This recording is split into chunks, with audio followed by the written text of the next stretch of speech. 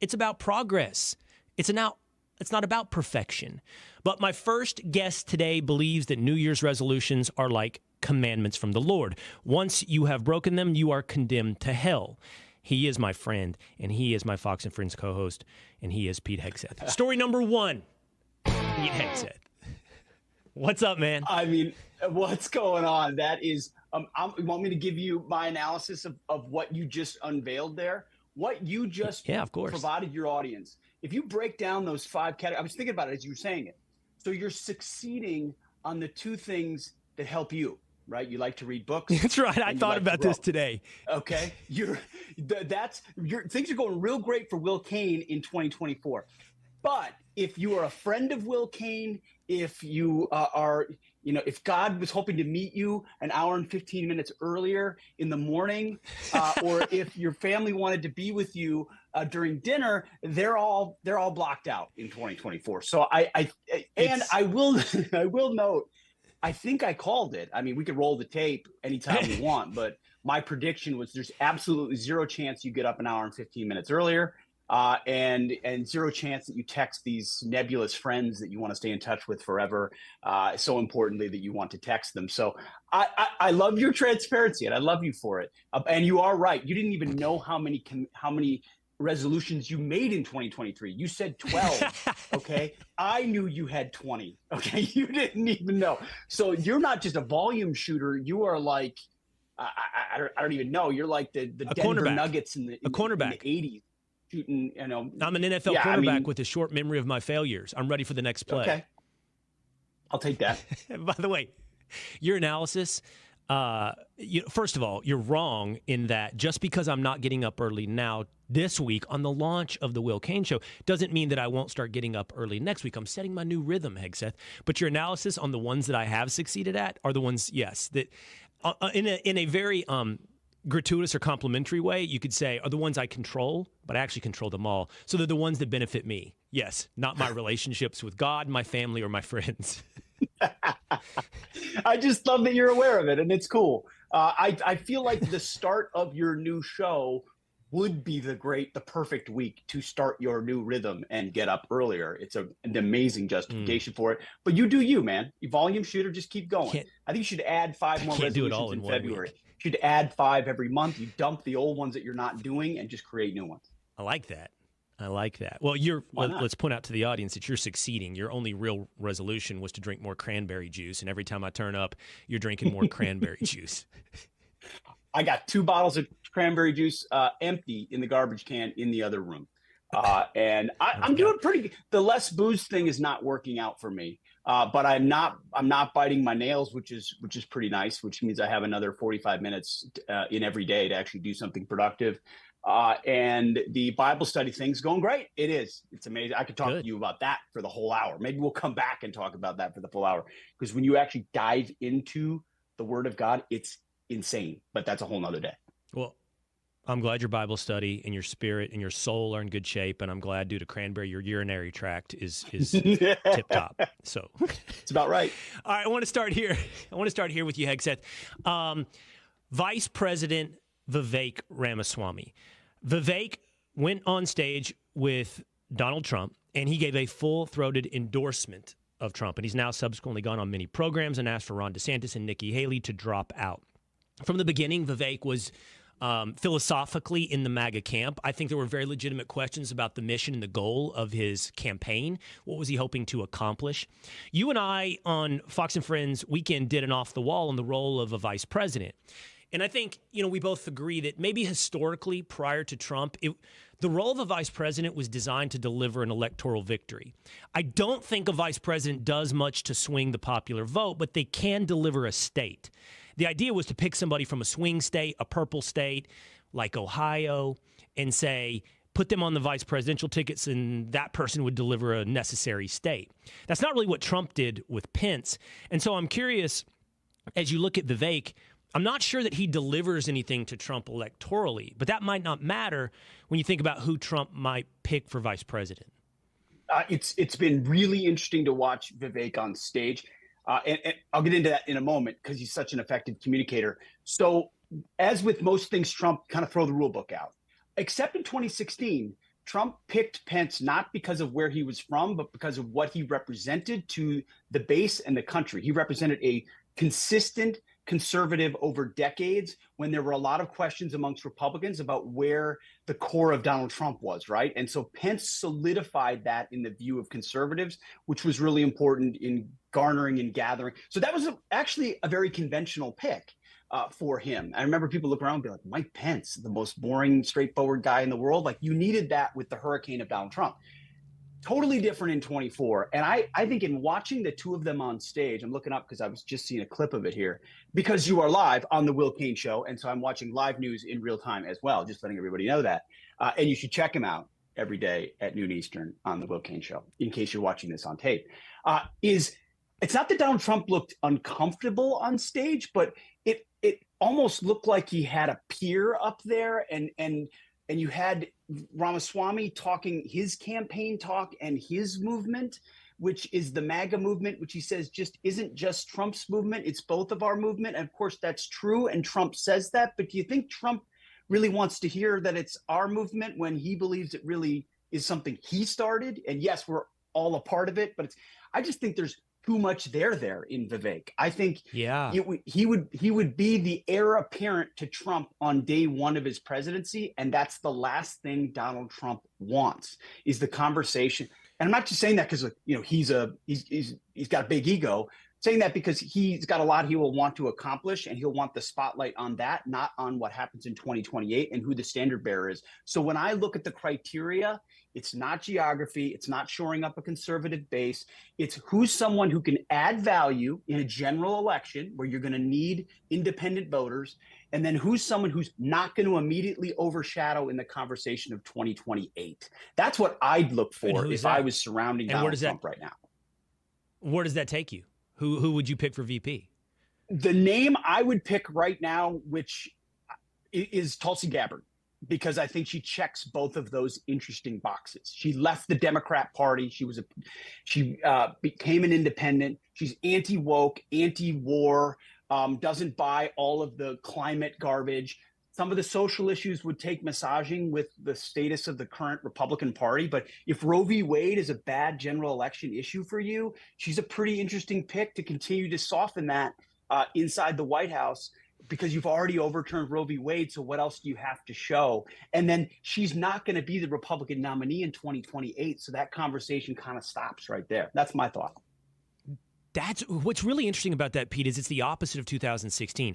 Tulsi would not have worked, to your point, because people at that time had question about the conservative bona fides of Donald Trump, and Pence shored up those questions. Tulsi's weakness is her past positions, and maybe even some current positions on issues that are important to Republicans. But that won't matter because everybody will be voting on Donald Trump, and they're already now deep loyalty to Donald Trump that couldn't be broken, I think, with the existence of Tulsi Gabbard. Hey, you brought up something really interesting. People are pointing out that body language between Trump and Vivek on the stage. It was really interesting. It was almost as though Vivek was trying to make himself Trump's equal. There was a lot of patting on the shoulder from both of them, extended handshakes, long eye contact, who talks the most in the other one's ear. And by the way, I don't know, I think I've met Vivek in person. I think I've met him once. I feel like I know him. I've had private conversations with him. I've had him on all of my shows on multiple occasions. He's taller than I thought when he's standing there with Donald Trump, because I thought, people think I'm short too. Whenever they meet me, they're like, wow, I didn't realize you're 6'2". We know Donald Trump's really tall. Vivek didn't look that much shorter standing there with Trump. It's just fascinating body language between two men kind of competing for the spotlight. No doubt. That's why I wear boots now, Will, so that I can put lifts in them. So because I'm only 6 feet tall and I don't like to look so short next to you. It wasn't about you. Don't try side swiping. That wasn't about you. No, I know it wasn't. I'm just messing with you. That's exactly why that's not going to work. Everything you just said is exactly why it's not going to work. Donald Trump's not going to want to hear it. He's not going to want to see it. He's not going to want to feel it. He's not going to want to hear the chants. You could see it on his face. If anything, that event solidified it won't be Vivek Ramaswamy. And I really mean that. I'm not just saying that to have a hot take. Knowing enough about him and his world, what made Pence so good was the deferential nature of him, both in the way he spoke and also the posture he took with Trump. Trump is a one-man band. He just is. You know what you're dealing with. He doesn't want a posse or a duo. So whoever's coming in is going to be behind the scenes, to the side, taking on some tasks, taking bullets for him, making envoys to groups that maybe he can't reach the same way. That's why I like a non-conventional pick like a Tulsi Gabbard. I mean, again, that could be too cute, but it's not going to, it can't be vague. It's too much alpha. And I don't think he would want it. One of my producers here on the Will Cain Show, Pete, James Laverty, texted me this over the night, and I found it fascinating. He saw it in a thread, saw it in a conversation. It said, what if you took a drop in the bucket of the defense budget, $300 million, and you made that the salary of the president? This isn't about Trump, and I don't even know that it's about Biden. This is more an abstract conversation. Many people lament the quality of candidate that runs for president. It's pretty shocking, the most powerful position in the world, that it doesn't seem to draw from a pool. Let's put it this way. When you're looking at a debate stage, and I thought this during the Republican primaries, when you're looking at the debate stage, man, you're just not blown away by the quality of the pool of candidates running to be the leader of the free world. And so the question is, like, what if you made that $300 million the salary of the president? Now, Pete, I've been a big believer in sort of the Jeffersonian citizen farmer. Like, you go, you do your service, then you go back to your home after having done public service. And that spirit would bring forth people with the right motivations. The problem is it's not what's happened. Now we have people who get rich or run based upon board seats they've had or want to have. It's a path to getting rich for many people. It's a path to relevancy.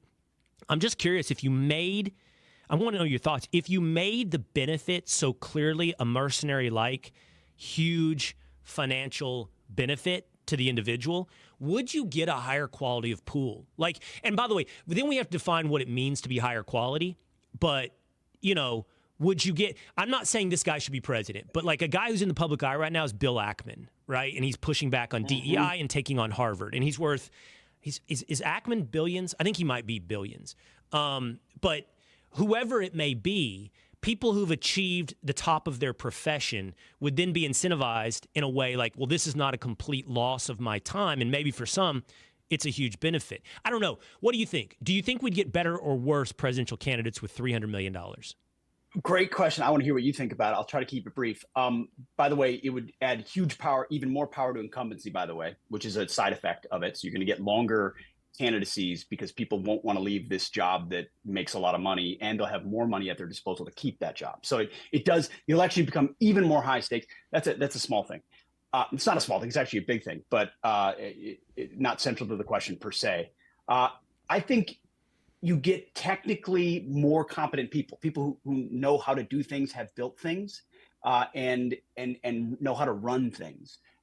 Because right now what you get, I mean, politics, pick your level from president to it's actually, I think you probably get better candidates at like the city council level or the school board level, competent members of their community who are really good at doing X, Y, and Z, Yeah. a good real estate agent or a good accountant. And then they say, I want to help my community in a way that I can. And they're actually higher quality oftentimes than the people you get running for Congress or state senator or governor, because those are oftentimes people who've never had a real job, are really, really full of themselves and want their name on signs and campaign commercials, and they want a little crest to put on their lapel, but they've never managed anything or accomplished anything of real consequence.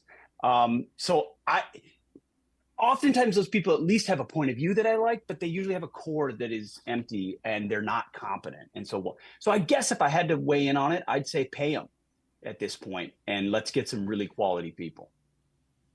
Yeah, I don't know that 300 million is the number, but yeah, find something that's an incentive to draw a better pool.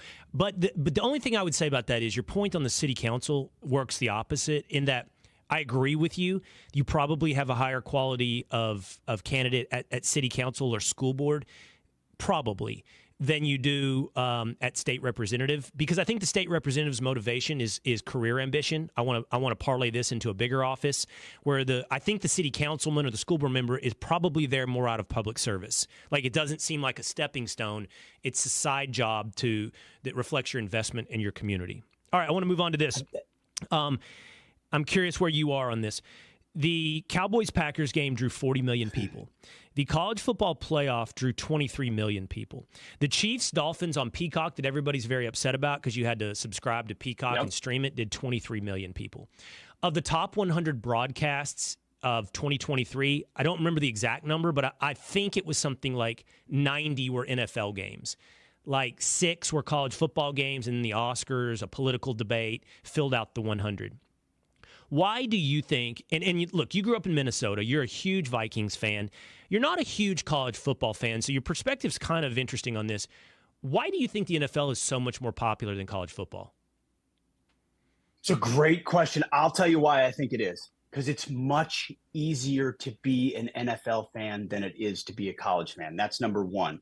Number two, it's a lot less regional and a lot more national in my sense. Like the reason I'm not a big college football fan is because I didn't grow up in the South. I grew up in Minnesota where, yes, we have the Minnesota Gophers, but most people are hockey, more interested in hockey, frankly, and wrestling and basketball, sports you can either play in the cold or play inside in Minnesota. And so there are football fans here, but it's not ubiquitous. And you don't really just grab another team then. But I go back to my first argument. I'm a lazy sports fan. You're a real dedicated, on it sports fan. My kids are, maybe I was when I was a kid too, but they're dialed in. Stats, so I'm juvenile. Names, teams, trades, speculation. So they would like you a lot more. You grew up. It's what you're saying. Sports. You grew up and I remained a kid. Yeah, that's maybe right. But that's a beautiful thing. I mean, I kind of wish I had I'm in total innocence lost case here. Like just is me. You're right. But I don't want to follow it. I don't know who the new recruit is. You're talking about recruits for Texas. And I know some 17-year-old kid that can block really well at a local high school. Like, I don't want to. That's why I can never be a college coach. Like recruiting these pukes. Like, I don't want any part of that. I couldn't imagine groveling to the family of a kid who can run faster than somebody else. It's just not my jam. So I'm never going to follow the latest recruiting crew so I can't follow Texas. I can't follow even Tennessee. I'm trying with the Volunteers where I now live, and I'll watch it. You're lucky if I know who the quarterback and their top receiver is and what their record is. The NFL's easy, man. Like lineups stay more static. The moments, the memories are collective. The schedule is so easily curated and predictable. I can be a fan and I can pay attention 10% of the time and still have solid conversations with guys like you and fake it to make it. And my team stays. And you know what I mean? Like it's just easier. And so, Sunday's a great time. I just think it's got a lot of things going for it, man. I think that's a great analysis. I actually think it is easier to be an NFL fan. Your point of the turnover of rosters and everything is spot on. I read a column in The Athletic. They said the NFL was smart. Like it went all in on TV, which was the new technology in the 60s. Before the 60s, college football was more popular than professional football. And embracing television changed the game for the NFL in a way. The NCAA fought television. They fought it. And so that put them behind the 8 ball. But it's about investment as well. So to me, and by the way, I'm probably 60-40 NFL over college football, but like the depth of investment is what I think matters. And college football has such a depth of investment that sometimes you marvel at why it's not more popular than the NFL, where, say, somebody like Rachel can come in on one day and just talk smack all over me because she got a few talking points on the Green Bay Packers. Hey, listen, we haven't really talked about this. So you and me and Rachel were on a text chain along with Bobby Burek, right? And so during the absolute catastrophe that was your game. Yeah. Catastrophe. Okay. Now, trash talk is fun, but most guys know there's a line. Like when your team is getting smoked the way my team was getting smoked, maybe one comment, maybe two, and then back it off because this is actually very painful for what's happening to him, right? And Rachel, sports fan for a day, talk trash. Like, how many texts did I get, Pete? Like, whoop, there's another turnover. Whoop, there's another big mistake by Dak. And it was incessant. And I felt you actually on the text chain. You may have said something. Like, I felt you withdraw. Like, Rachel, chill. This is getting a little over the top. It's just kind of funny to think she didn't learn in one day. There's a line. You can't go this far. And she didn't learn it with her husband either, because he's kind of a casual sports fan, not really watches the Packers on occasion. So she doesn't have an internal family barometer. And then she's got a bunch of girls in her house who don't watch sports. So there's nothing there. There's no governor on her conduct on this at all. We're the closest thing to it. I got the text chain right here. I mean, I told you about the Cowboys and their turnovers. Bam. And then I actually heard one pregame analyst talk about McCarthy's time management. Bam. Will is oddly quiet. Bam. Wish I could see his bingo card now. That one got me. Football is fun. Another turnover. I mean, they're coming in hot. And you are exactly right. The only thing I'm thinking is, whoa, back it off, Rachel. Like, back it off. This man this is not going well for him. This is not going to go well for you. If that had been a dude in a bar, I wouldn't do this. But it might erupt into a bar fight. Like, it would not be good. Like, you're stomping on me. I'm on the ground. I'm a puddle, and you're stomping on me right now. This is those videos you see on Twitter, like Fight Club, where like five dudes ground stomp a guy, and like it's not sportsmanship. It's not sportsmanship anymore, Rachel. You know, the one that really got me is Will's oddly quiet.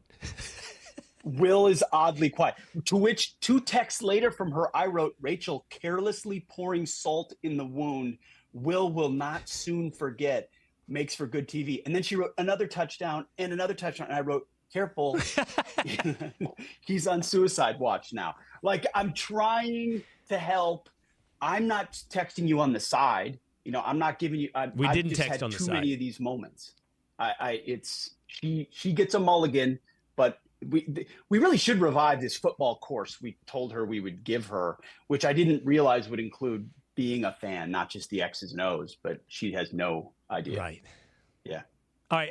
Last topic I want to hit with you, man, and it's on a more serious end, but I think it's an interesting conversation. Ashley St. Clair, who's on Twitter, conservative commentator, she tweeted about this.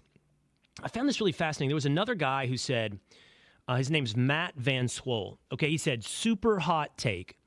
The normalization of therapy is becoming a bad thing for society. I'm seeing more and more people, 1, use the fact that they're in therapy as a get-out-of-jail card for awful behavior, and 2, believe everything their therapist says is gospel truth. So then Ashley St. Clair responds to this, and she says, I know people who've been in therapy for 10 years and actually suck more. Therapy has become an industry that preys on codependency and making people believe there's something deeply wrong with them, usually blamed on parents in childhood. Lots of coddling, no incentives to get individuals to a place where they can leave therapy. Continued fracturing of families because of improper blame, zero consideration of societal factors impacting mental health.